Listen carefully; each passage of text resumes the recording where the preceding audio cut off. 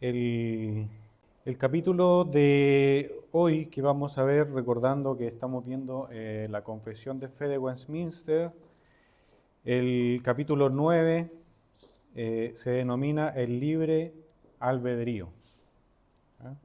No tenemos pantalla, les voy a leer yo los dos primeros artículos, el número 1 y el número 2, que dice así: Dios ha dotado la voluntad del hombre de una libertad natural que no es forzada ni determinada hacia el bien o hacia el mal, por ninguna necesidad absoluta de la naturaleza. El hombre, en su estado de inocencia, tenía libertad y poder para querer y hacer lo que es bueno y agradable a Dios, pero era mutable y podía caer de dicho estado. Entonces ahí tenemos los dos artículos que estaremos viendo en esta oportunidad. Este capítulo tiene 5 artículos que van a ser vistos en tres clases.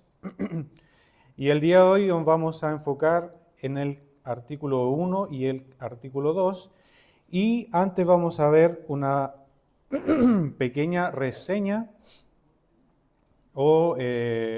una pequeña reseña de lo que vamos a estar viendo en este capítulo del libre albedrío, para poder entenderlo mejor, para poder comprenderlo.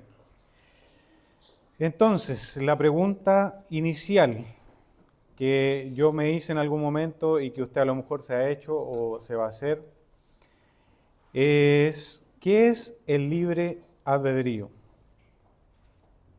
¿Qué es el libre albedrío?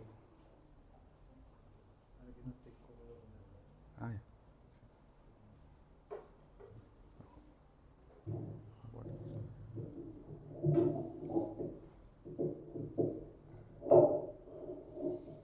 y ahí sí.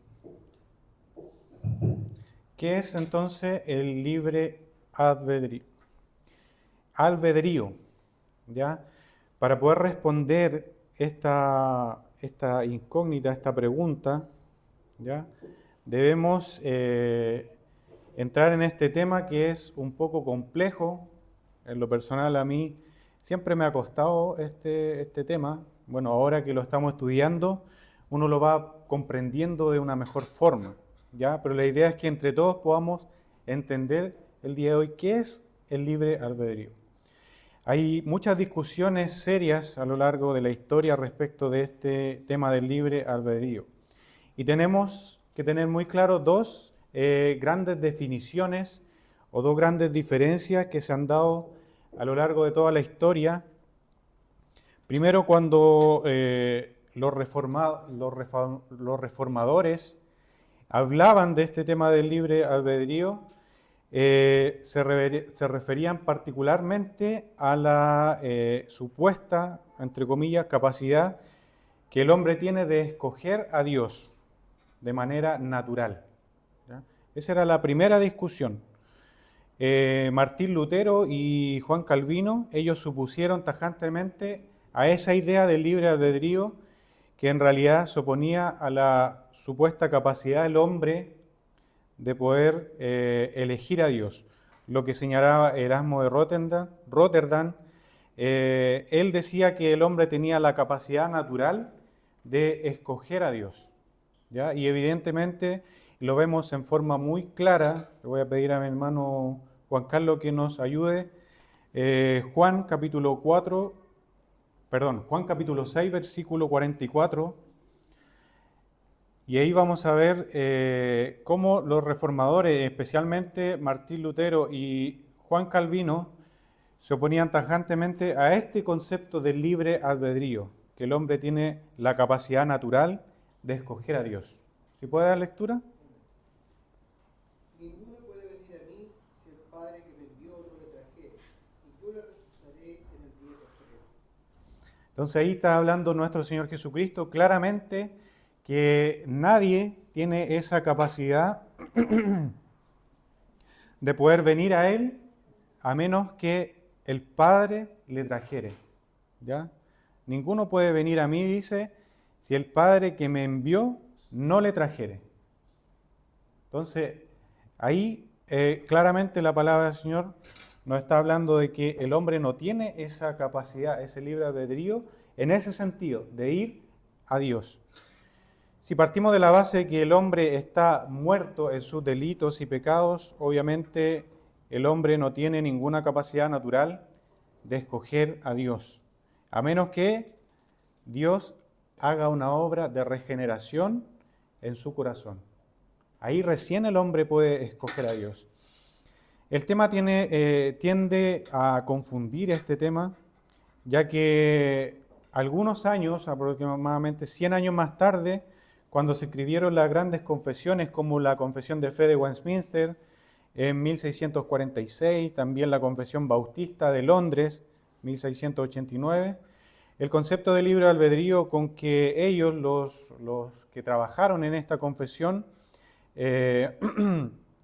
estaba funcionando, era diferente. ¿Ya? Era diferente a lo que estábamos viendo anteriormente. Ellos usaban la expresión de libre albedrío para referirse a la responsabilidad moral. Por ejemplo, nosotros vemos claramente que esta confesión de fe de Westminster dice que claramente que la elección de Dios no anula el libre albedrío del hombre. ¿Qué quiere decir con esto? Que el hombre sigue siendo un ser con una responsabilidad moral. ¿Ya? Tenemos también que, y ahí es cuando en nosotros surge la pregunta, ¿tenemos hoy día nosotros libre albedrío? ¿Sí o no? Levanten la mano los que dicen que sí. Y levanten la mano los que dicen que no. Y levanten la mano los que dicen que sí y no. Bueno, en estricto rigor, el hombre, si nos hacemos esa pregunta, ¿el hombre tiene libre albedrío? Sí y no. Por lo que estamos hablando, tenemos que tener cuenta que el libre albedrío ha tenido connotaciones diferentes a lo largo de la historia, pero si hablamos de la capacidad natural que el hombre tiene para escoger a Dios, no. Vamos a poner acá.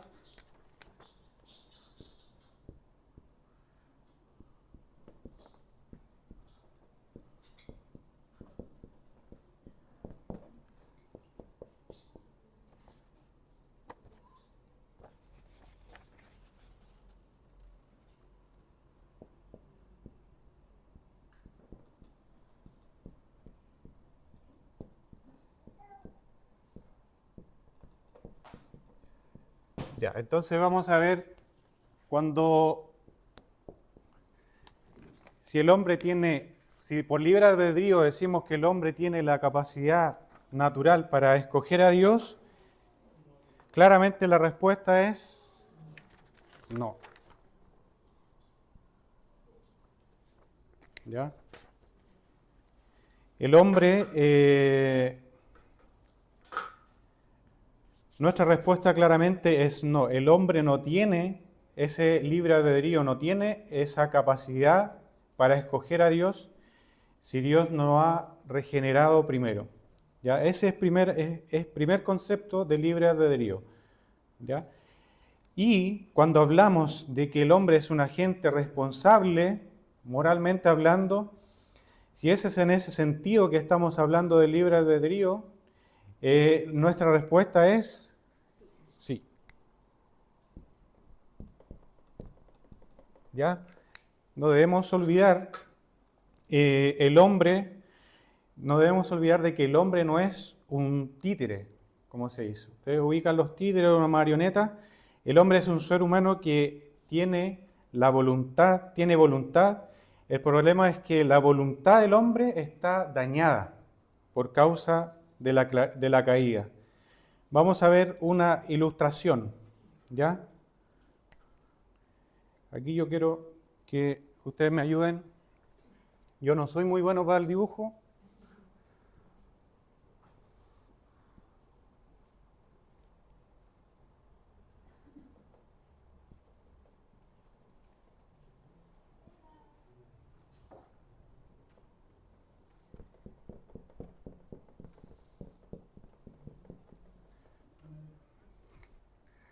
Bueno, el primer dibujo, vamos a hacer una ilustración. El primer dibujo es un plato que tiene un trozo de carne, que es no se ve bien, pero ese es un lomo vetado, que está asado y está en punto medio, ¿ya? De hecho, tiene un poquito rojo ahí, ya. Es un plato de lomo vetado que está en un punto medio, incluso está caliente, está recién, y este es un bote de alfalfa, ¿ya? Entonces, vamos a hacer de cuenta que vamos a poner una vaca, y ahí la vaca naturalmente, ¿qué es lo que va a elegir? La alfalfa. Y uno dice, pero ¿cómo si la carne es exquisita? Bueno, la naturaleza de la vaca tiende a escoger la alfalfa. Entonces, ¿qué yo tendría que hacer para que la vaca escogiera la carne, el asado? Debiera cambiar su naturaleza. Debiera humanizar quizá a la vaca. Entonces la vaca ahí libremente va a poder escoger la carne, ¿ya? Lo mismo pasa con el ser humano. El ser humano es imposible de que libremente pueda escoger a Dios. Siempre en su naturaleza caída, siempre va a tender a escoger el pecado, ¿ya? A menos que Dios cambie su naturaleza, ¿ya? Entonces eso es exactamente lo que pasa si Dios por medio de su Espíritu Santo no cambia la naturaleza nuestra, siempre el hombre va a tender a escoger el pecado, ¿ya? En este capítulo vamos a estar viendo, mis hermanos, 5 temas fundamentales. Solamente les voy a resumir, ¿ya? Porque estos se van a ver en las diferentes clases. Vamos a ver la libertad natural, el hombre en su inconsciencia, vamos a ver el hombre en el pecado, después el hombre en la gracia y después el hombre en la gloria, el hombre en gloria, ¿ya? La teología de este capítulo se resume en 4 estados, ¿ya? Este capítulo vamos a estar viendo 4 estados del hombre, ¿ya? Históricamente el teólogo Agustín de Hipona clasificó estas etapas de la voluntad humana respecto al pecado utilizando fórmulas o formas o frases latinas que hablan primeramente la inocencia, el pecado, la gracia y la gloria, ¿ya? Aquí voy a escribir solamente...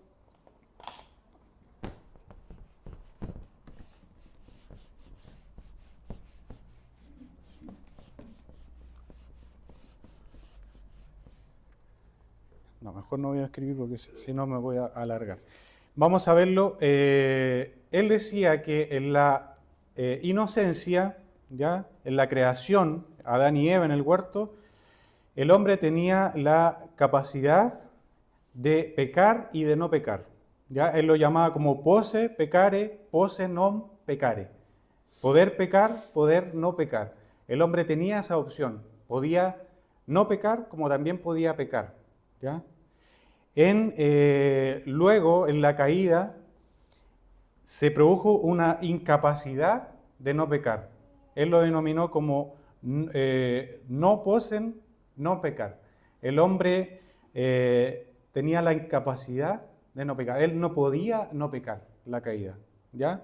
Después la gracia, liberado para el bien, ya no somos esclavos del pecado, pero vivimos con la carne y vivimos en esta naturaleza caída, ¿ya?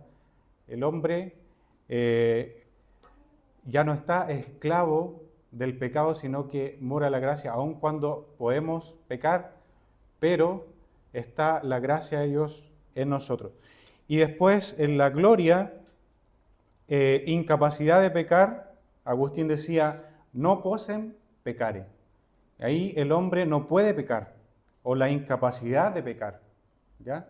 En la gloria, cuando estemos en la gloria, el hombre y ahí no va a poder pecar. No es que vamos a tener opción, no vamos a poder pecar. Y esto se tiene que diferenciar con la inocencia, ¿ya? En la glorificación, cuando estemos en gloria, no es que volvamos a la primera, a Edén, ¿no es cierto? No es que volvamos al huerto, sino que el hombre va a estar en glorificación, no va a poder pecar.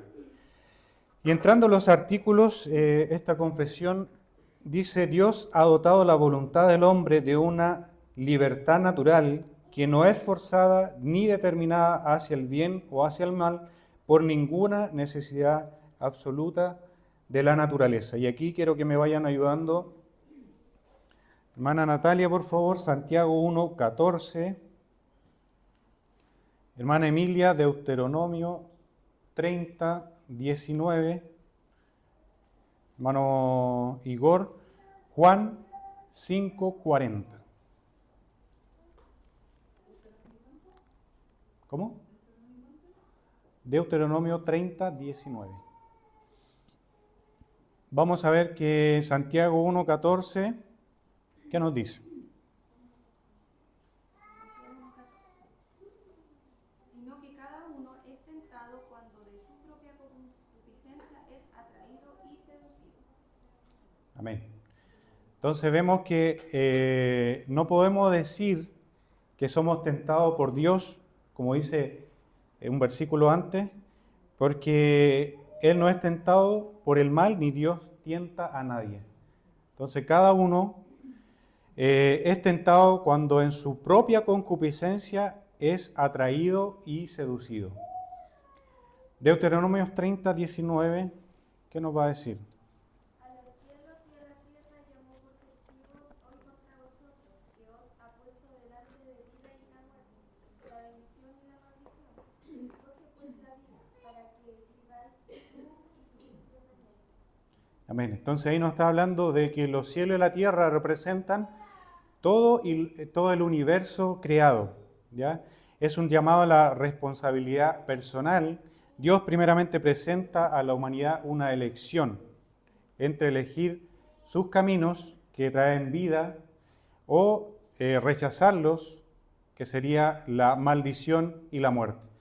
Hasta que Dios no haga una regeneración, un cambio, una transformación de nuestra naturaleza, el hombre siempre va a escoger rechazar a Dios. Por lo tanto, siempre va a escoger la muerte. Y Juan 5:40. Sin embargo, ustedes no quieren venir a mí para tener esa vida. Amén. Entonces, y la versión Reina Valera dice: y no queréis venir a mí para que tengáis vida. Entonces ahí nuestro Señor Jesucristo, Él, por medio de su palabra, porque ¿puedes leer los versículos anteriores, hermano Igor? Ahí vamos a ver claramente de qué está hablando de la vida. Dice, y el Padre mismo que me envió ha testificado a mi favor. Ustedes nunca han oído su voz, ni visto su figura, ni vive su palabra en ustedes, porque no creen en aquel que tiene un envío. Ustedes estudian con diligencia las escrituras porque piensan en ellas hallan la vida eterna, y con ellas las que dan testimonio en mi favor. Sin embargo, ustedes no quieren venir a mí para tener esa vida. Entonces Jesús le estaba diciendo que su palabra era la que daba testimonio de Él. La palabra es la que da testimonio de Él. Por lo tanto, ustedes dicen, no quieren venir a mí para que tengan vida por medio de su palabra. ¿Ya? Ahí hay una clara elección, ¿cierto? En este caso de rechazar a la palabra de Dios. Y el segundo artículo dice: el hombre en su estado de inocencia tenía libertad y poder para querer y hacer lo que es bueno y agradable a Dios. Vamos a ver una referencia por este lado.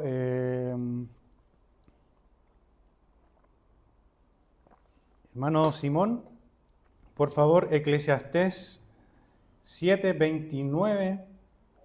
Hermana Edita, si puede leer Génesis 1:26. hermano Leo, por favor, Génesis 2, 16, 17. Hermana Juanita, Génesis 3, 6. Eclesiastés 7, 29. He aquí solamente esto he hallado, que Dios hizo al hombre recto, pero ellos buscaron muchas perversiones. Amén. Entonces dice, el hombre en su estado de inocencia tenía libertad y poder para querer y hacer lo que es bueno y agradable a Dios. Entonces vemos que Dios creó al hombre recto y puro, pero el hombre eligió, el hombre cayó y eligió voluntariamente pecar y cayó en perversidad y muerte espiritual y también en muerte física. ¿Ya? El hombre tenía esa voluntad de elegir entre el bien y el mal. ¿Ya? ¿Qué pasa después? Génesis 1, 26. Hermana Evita. Entonces digo yo, hagamos al hombre en nuestra imagen, conforme a nuestra semejanza, y señoree a los peces del mar y las aves de los cielos, y en la bestia y toda la tierra, y en todo animal y no se arrastra sobre la tierra. Amén. Entonces vemos cómo Dios crea al hombre conforme a la imagen y a la semejanza y lo pone a señorear sobre toda la tierra. ¿Ya? O sea, lo pone a hacer lo que era bueno y agradable delante del Señor. Pero, dice más abajo el artículo, era mutable y podía caer de dicho estado. Y aquí es cuando ya entramos en Génesis 2:16, por favor, y 17. Mandó Jehová Dios al hombre diciendo, de todo árbol del huerto podrás comer, mas del árbol de la ciencia del bien y del mal no comerás, porque el día que de él comeres, ciertamente morirás. Entonces, claramente Dios le advierte, hay una advertencia, ¿qué es lo que va a pasar si el hombre come de este árbol? ¿Ya? En sí el árbol no era el pecado, por decirlo así, ¿ya? El árbol es un simbolismo, ¿no es cierto? Pero hay una advertencia, hay una consecuencia si el hombre pecaba o comía de este árbol, ¿ya? Es decir, el hombre tenía esa capacidad de elegir, entre comer y no comer. Bueno, cada uno sabemos cómo termina la historia. Génesis 3, 6, por favor.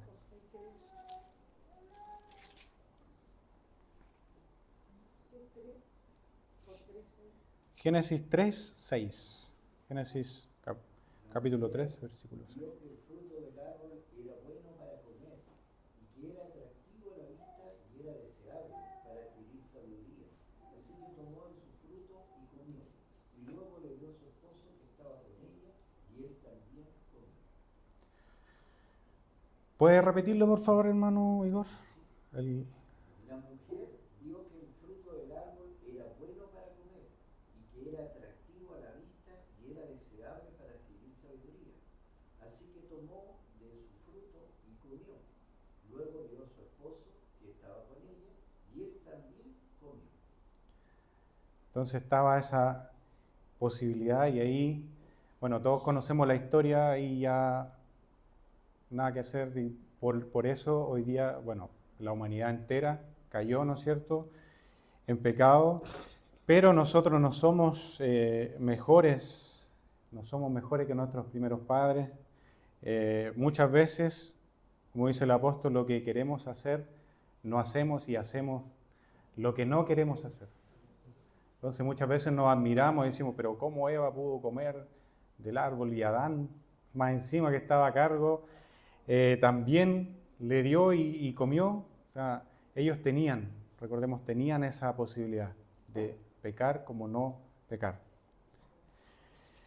Entonces vamos a ir resumiendo esto que hemos visto hasta ahora. Dice, el hombre por naturaleza posee libre albedrío. El hombre por naturaleza posee un libre albedrío.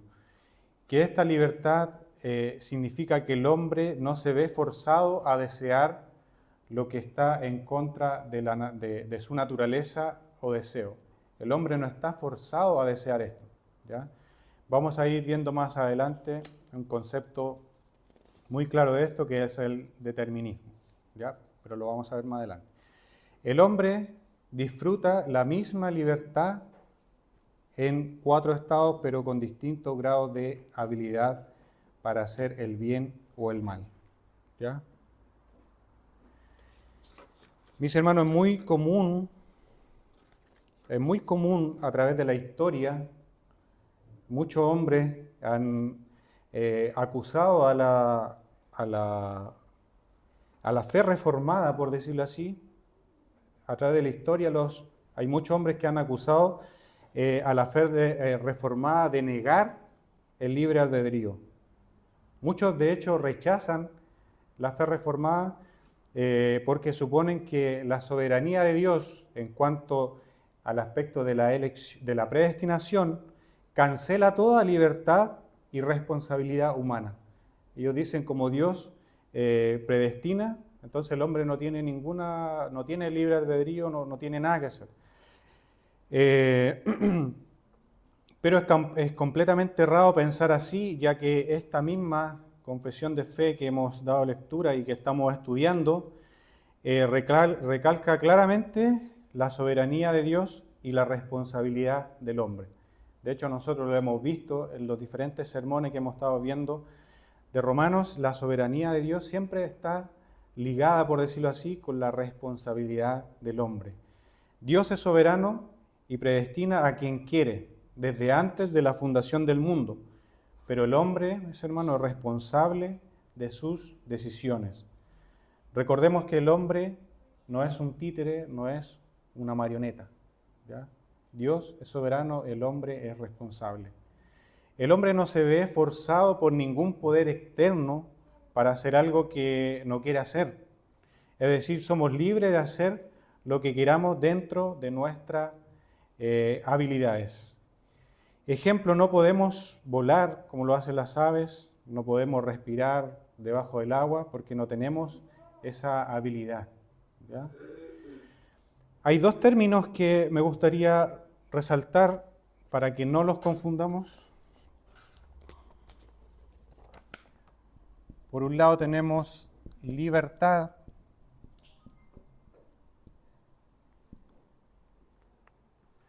y por otro lado tenemos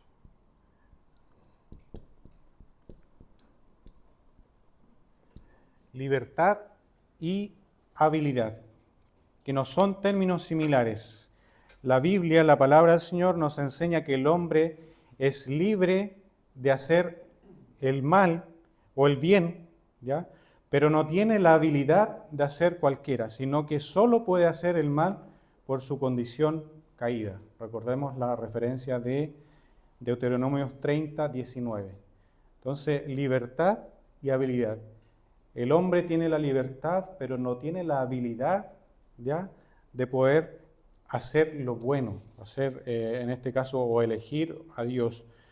Pero en tanto existe, por lo tanto, existe, por un lado, la libertad absoluta, pero por otro lado, la inhabilidad de hacer el bien. Está la libertad absoluta y la inhabilidad de hacer el bien, ¿ya? Y vamos a ir viendo así a grandes rasgos un tema relacionado con esto que a veces está presente también en muchos libros, en comentarios. Muchas veces nos podemos enredar un poco o marear. Hay una postura que debemos tener presente y debemos tener cuidado. No solamente no como con el deseo de caer ahí, sino que debemos conocerla primero y tener cuidado para no caer en esa postura que es el determinismo, ¿ya? Es una palabra, lo voy a anotar para que no se me olvide.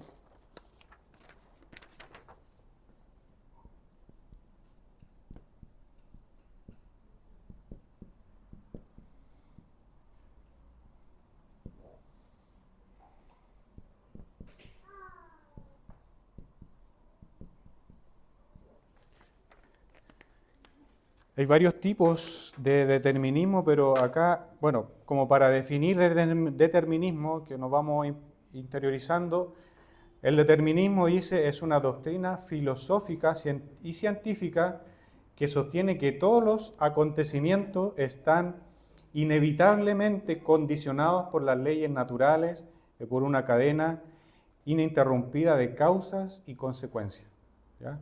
El determinismo teológico, por otro lado, que es el que vamos a ver hacia grandes rasgos, es una corriente filosófica religiosa que sostiene que todas las acciones humanas ya están conocidas y predeterminadas por un ser supremo o alguna divinidad, ¿ya? Lo que hablábamos anteriormente como un títere, que todos nosotros lo hacemos, todo lo que hagamos, por ejemplo, como elegir sentarnos en esta banca, ya estaba determinado y anula nuestra posibilidad de elección, de elegir, ¿ya? El debate clásico entre determinismo y libre albedrío, el tema central de este determinismo es su confrontación directa con el libre albedrío, ¿ya? Anula, por decirlo así, el libre albedrío. Si el determinismo es o fuera correcto, el ser humano no tiene capacidad real de elección. Nuestras decisiones serían solo el resultado inevitable de factores físicos, biológicos o psicológicos anteriores. Esto abre un intenso debate ético sobre si las personas pueden ser consideradas moralmente responsables de sus actos. Esto abre un intenso debate ético sobre si las personas pueden ser consideradas responsables moralmente de sus actos, ¿ya? Entonces debemos tener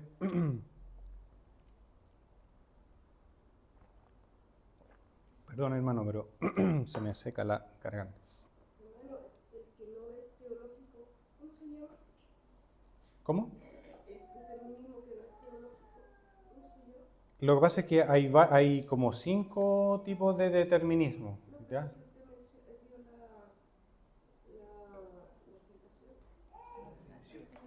¿Cómo?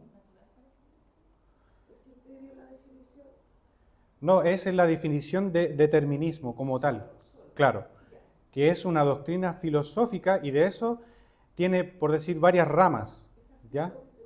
Claro, hay varias ramas filosóficas y científicas que sostienen de que el hombre en definitiva toda su vida está determinada, todas sus áreas están determinadas, ¿ya? Como que yo hago algo y que siempre tengo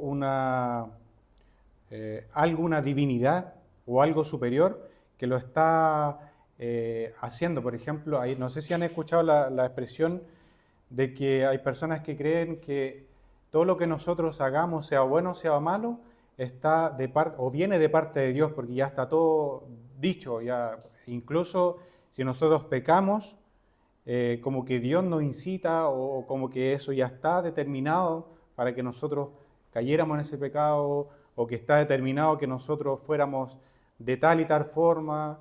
Entonces el determinismo apunta a eso, ¿ya? De que somos títeres poco menos, de que no tenemos esa capacidad de elección, de elegir, ¿ya? Claro, pero siempre en el sentido que vimos de, no del libre albedrío como de escoger a Dios, sino que de tomar nuestras propias responsabilidades y decisiones, ¿ya? El determinismo en cierta medida anula esto, ¿ya? Lo anula porque dice que nosotros no somos capaces de tomar nuestras propias decisiones cotidianas, y tanto en la parte cotidiana como también en la parte espiritual, ¿ya? Vamos a ir cerrando, pero antes vamos a ir viendo algunas preguntas, ¿ya? Que va a responder nuestro hermano Genao.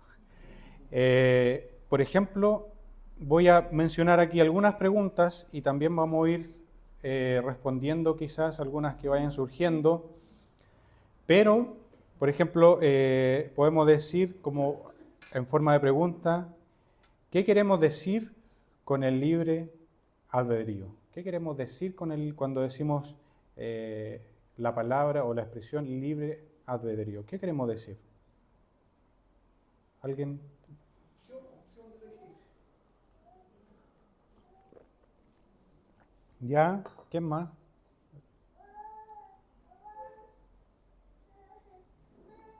Que ha sido un concepto que ha ido cambiando en el tiempo, que no ha sido estático.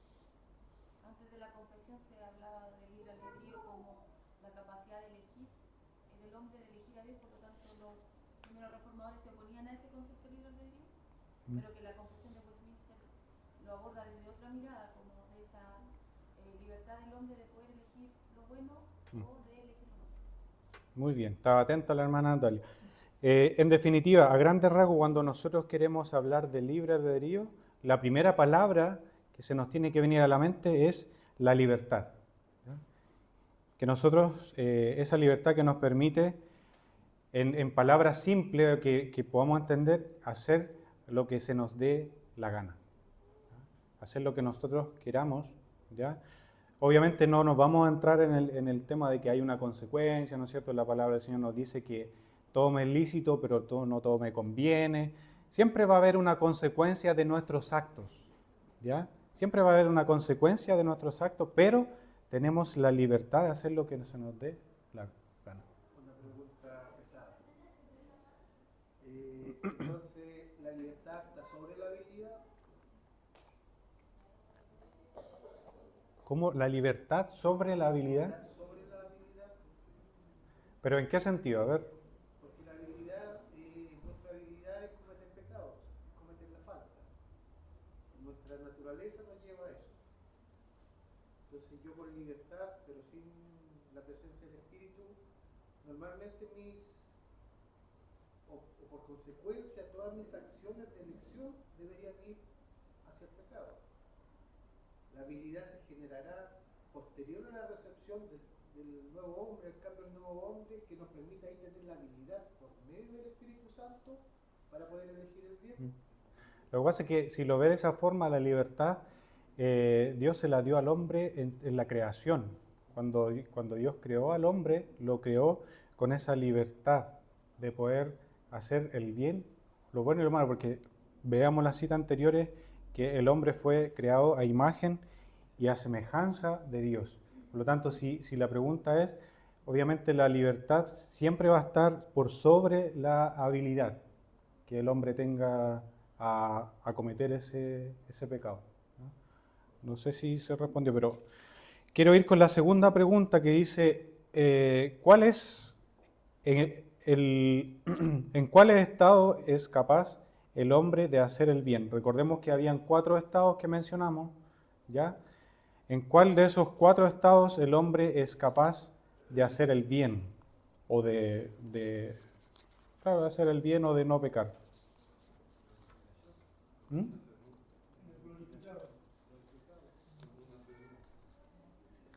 ¿Ya? Le voy a ayudar. Son 2 estados. Recordemos. Inocencia, pecado, gracia y gloria. La pregunta es, ¿en cuáles estados es capaz el hombre de hacer el bien?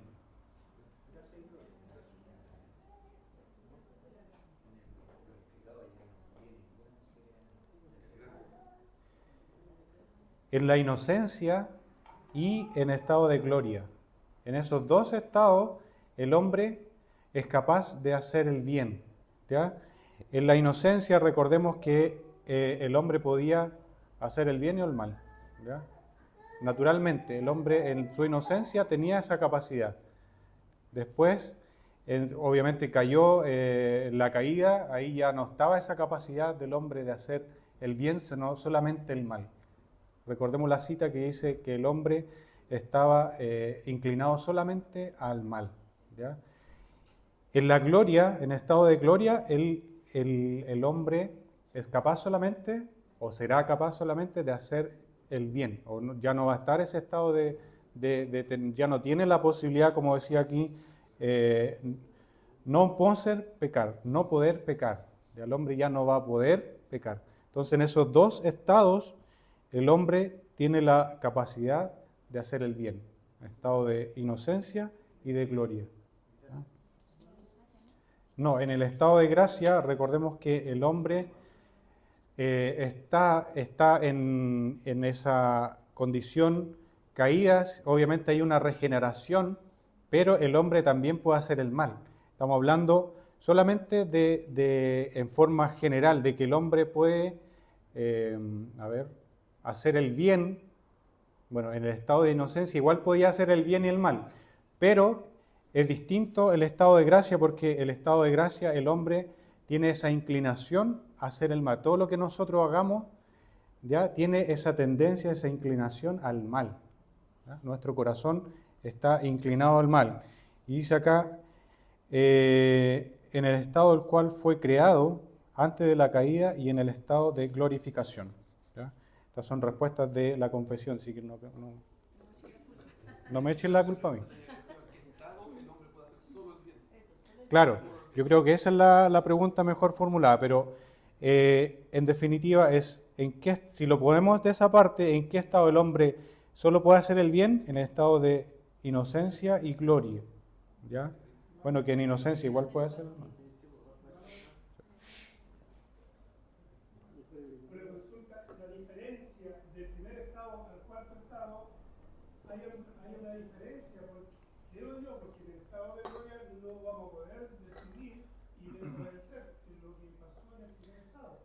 Claro, la gran diferencia es que en el estado de inocencia, como dice acá, posen pecare, posen no pecare. ¿Ya? Podía pecar y podía no pecar. Y en gloria es solamente no posen pecar. O sea, no puede pecar. Solo una de ellas. ¿Ya? Esa es como la gran diferencia. Entonces, en el estado de glorificación no hay libre albedrío. En el estado de glorificación, Sabemos que no hay capacidad. tendríamos que preguntarle al Señor, no hace. O llegar allá, pero sí. Porque son estados de perfección. Primero Claro, el estado y el segundo lugar. Pero es que ahí también se puede plantear otro tema, porque en la gloria, o sea, en la eternidad, los ángeles sí tenían esa decisión de poder no seguir a Dios, que estaban con él. Entonces también hay como algo complejo Pero según el proceso que indica la confesión de fe de Westminster, se supone que vamos a estar en un estado de perfección. Claro, lo que pasa es que ahí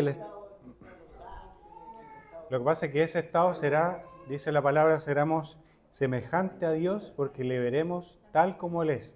¿Ya? Entonces, en esa semejanza a Dios, Dios no puede pecar. Por lo tanto, no va a haber ningún tema de libre albedrío. No, claro. Bueno, tengo otra pregunta porque ya estamos en la hora. Dice, ¿por qué no puede el hombre regenerado hacer ningún,